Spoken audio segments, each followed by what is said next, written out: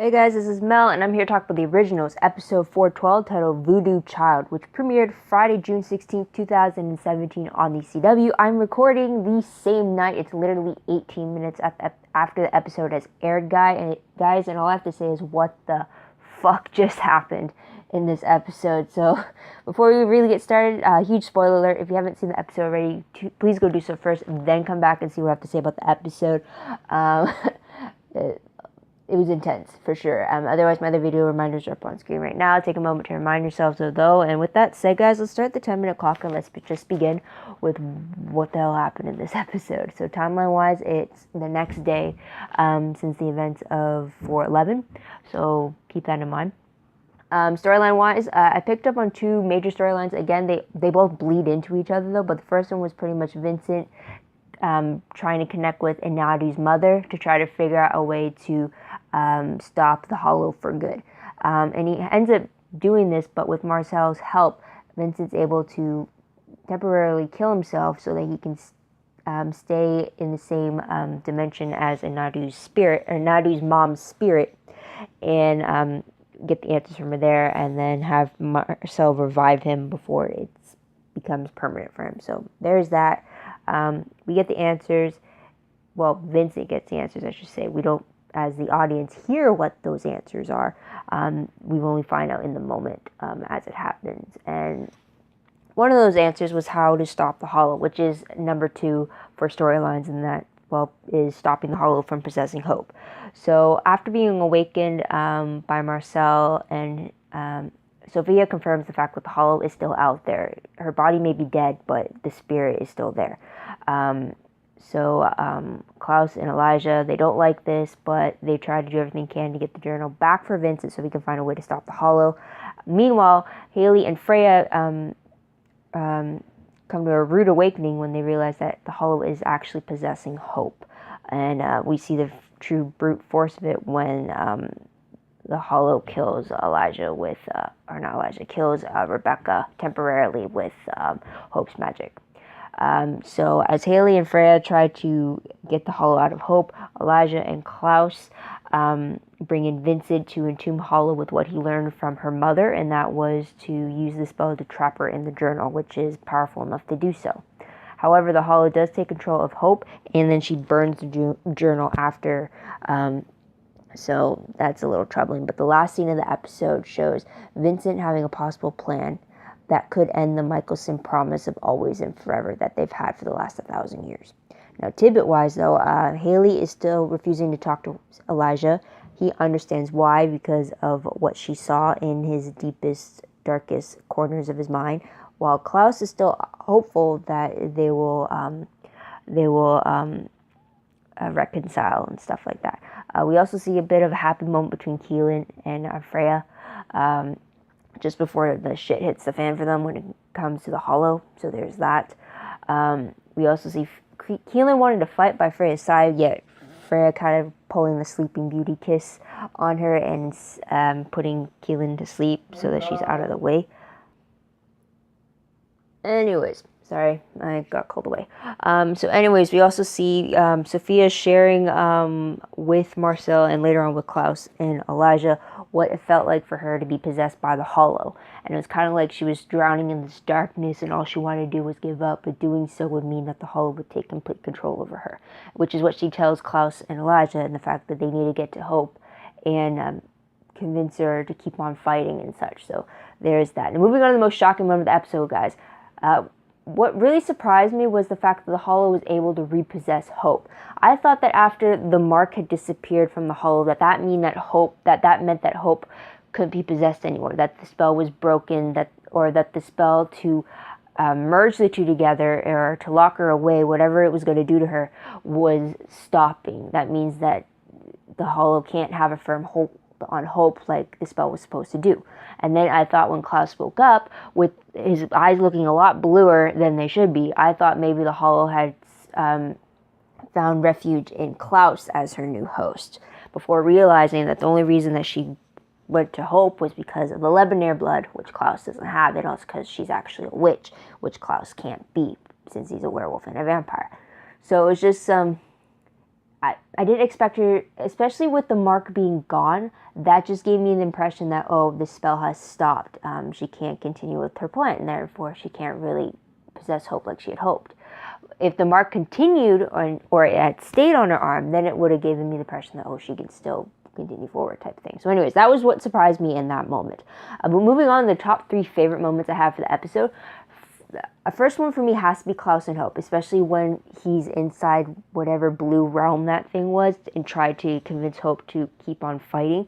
What I really love that moment is the fact that when he confessed to her about who he was before she was born, he kind of sugarcoated it, but I mean, you're not going to go in the nitty-gritty details to your own kid about who you once were. But I really like that he even went in that direction, and then how it seemed to catch for her, for someone being tired and growing very weak.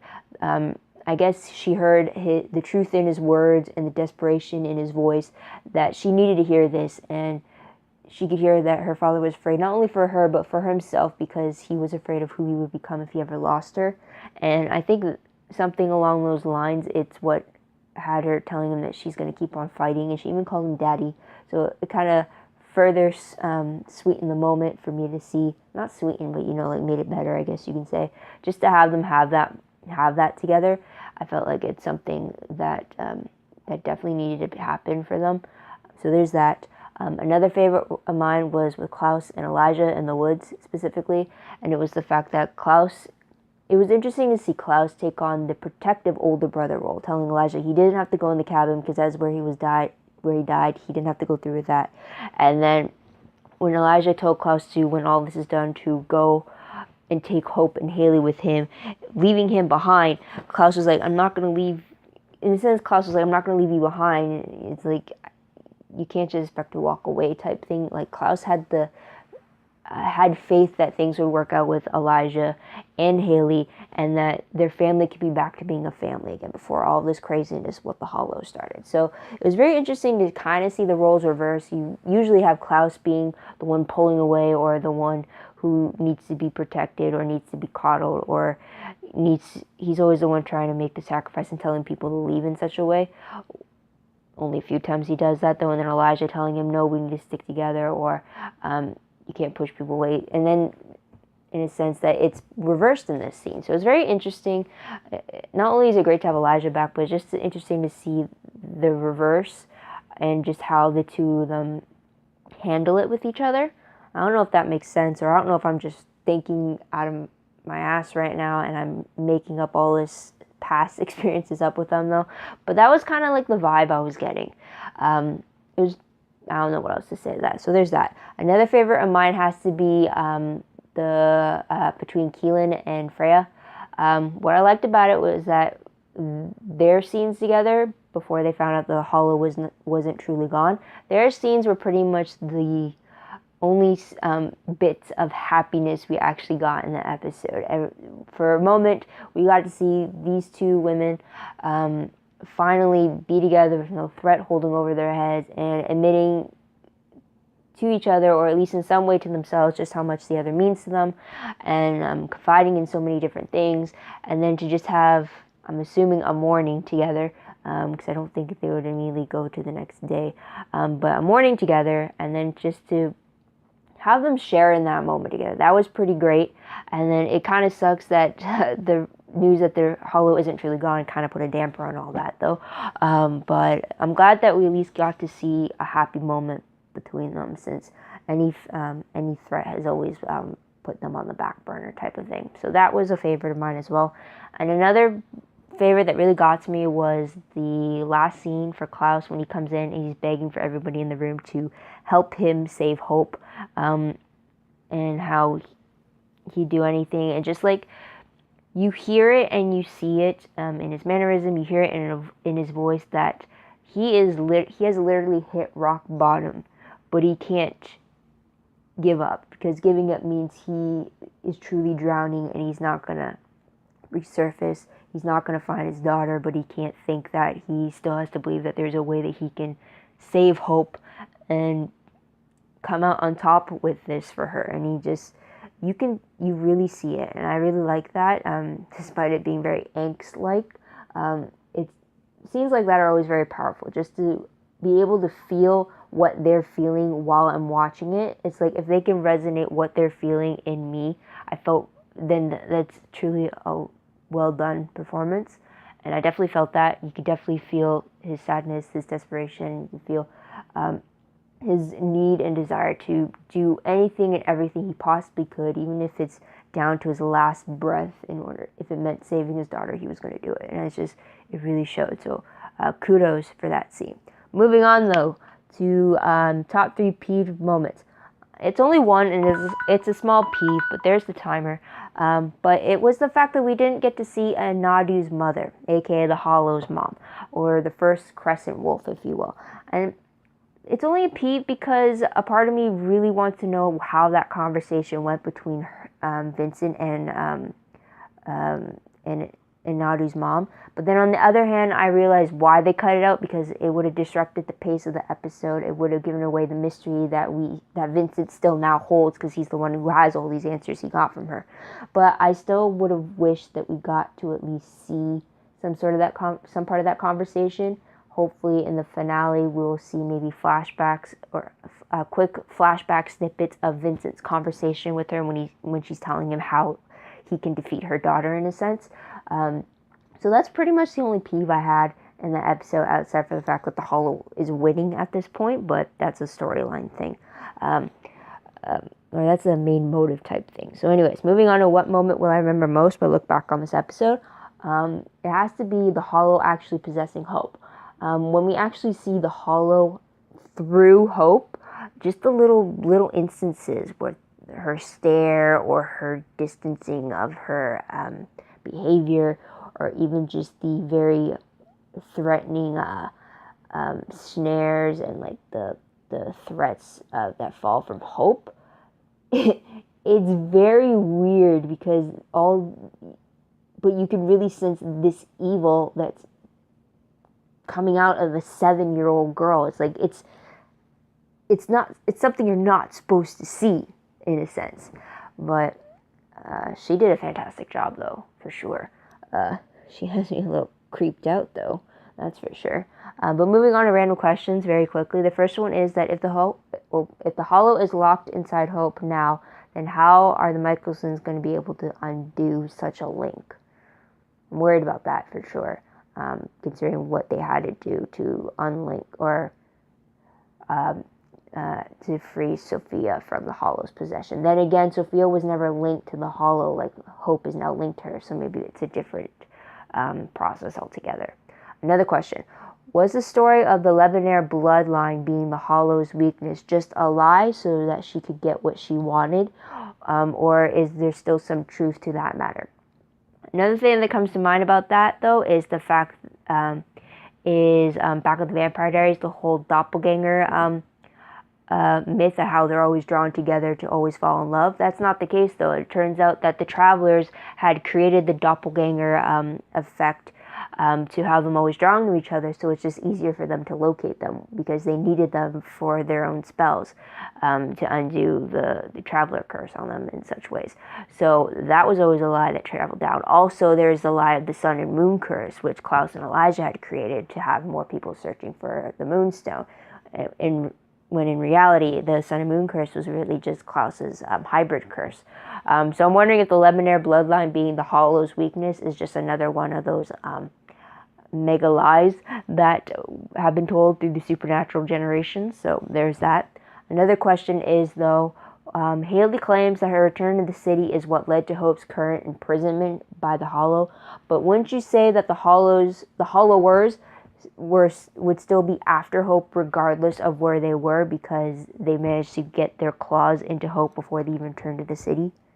I mean, Hope came down with that magical flu, I'm going to call it, which connected her to the 4 other kids that were being sacrificed, and that was all before she even stepped foot in New Orleans. So I'm just wondering how is it that Haley's connecting the fact that her bringing the family back together is what led to Hope being in this position, because chances are Haley would still be in this position regardless of whether or not she had awakened the sleeping Michelsons or freed Klaus. I mean, she just now has the Michelson family to back her up. Instead, she'd be like alone in all this. So there's that one. I guess that's another peeve too that I have that I'm just realizing is that Haley was so quick to rip hope away from the Michelson family and putting the blame on everything bad happening to them because of the family. It's similar to it's consistent to Haley's character. She's done that in the past. Blame the Michelsons for all the crap that's happening to her when it's really not their fault. It's just, she's doing it again. I don't like it. And I mean, I get it. It's a terrible time. Her own daughter's in danger of being corrupted by this evil being. But like, put blame where blame is due, not on people who aren't really the source of that blame. So there's that. Moving on though to predictions very quickly. Based off the promo for the season finale, it looks like Vince's plan is to link the Hollow to the 4 Michelsons and then separate them to the point that they never see each other ever again. Kind of treated them like the 4 bone fragments of the Hollow that needed to be kept separate in order to ensure that she doesn't return. Now, it seems that Klaus is fine with this if it means saving Hope. Now, that promo just has me thinking the what the fuck that I started this video off with. So just keep that in mind. Synopsis, though, for the 413 reads that it doesn't read good because the headline already reads the end of Always and Forever, which is like the mantra that is connected to the Michelsons since the very beginning.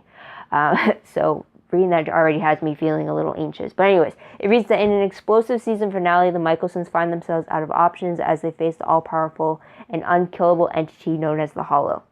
With the life of Hope at stake, Vincent proposes a final desperate plan, one that will force Klaus and Elijah and Haley, Rebecca, and Freya to make the greatest sacrifice their family has ever endured. Marcel is also set to appear as well.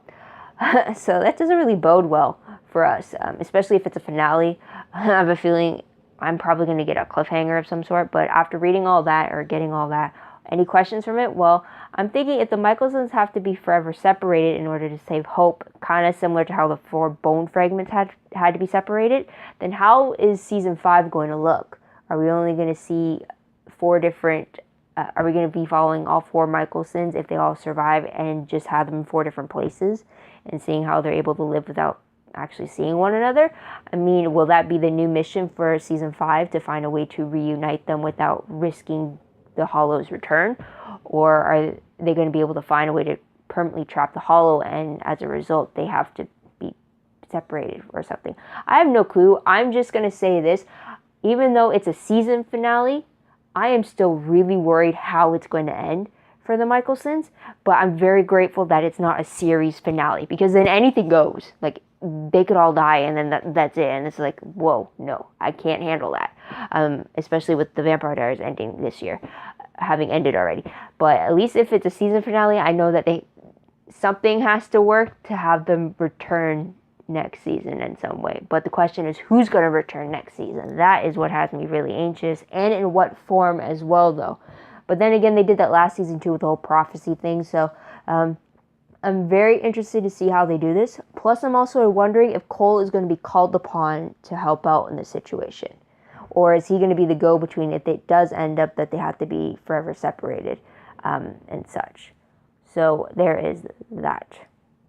I'm definitely worried. Like, I'm still sitting here and I'm really worried about what next week can hold for the finale, but I'm definitely excited to see it. This season has been great with pacing and really keeping up the intensity of it. So, I can't wait to see what happens next. But what did you guys think of this episode? What did you guys like about it? What do you think is going to happen in the finale? Let me know in the comments down below. I'd love to hear your own thoughts, theories, opinions about all that good stuff. Also, if you want, like this video, subscribe to my channel, and check my other videos if you haven't done so already. I also meant to say, if you want, check on my Tumblr page. The link for that is down below. I reblog, promos, web clips, quotes, gifs, synopses, news, all that good stuff, all found in one place. Go check that out. It's also connected to WordPress. Link for that is down below. Everything I post is connected to WordPress, but it's a little more organized, yet it's still a work in progress. Again, I'm a little behind for both, but I'm working on it. Or I'm going to get back to it. It's been crazy in my life right now. Also, if you want a detailed recap of the episode, a play-by-play, if you will, check out my Livejournal entry. The link for that is down below. It's a It's pretty much a jot-noted recap of the episode as I watch it for the first time. Whatever I pick up from watching it has been typed down, quotes, observations in the moment, any questions I might have had, stuff like that. It helps keep things in order for me, especially if I miss little small details later on, but it could help you too if you want, so check that out. And that's pretty much it, guys. So thank you so much for tuning in. Thank you so much for your patience. I hope you can come back next week to hear what I have to say about the season finale. But until then, guys, this is Mel. Wishing you all a great day, great week, wherever you are. Bye for now.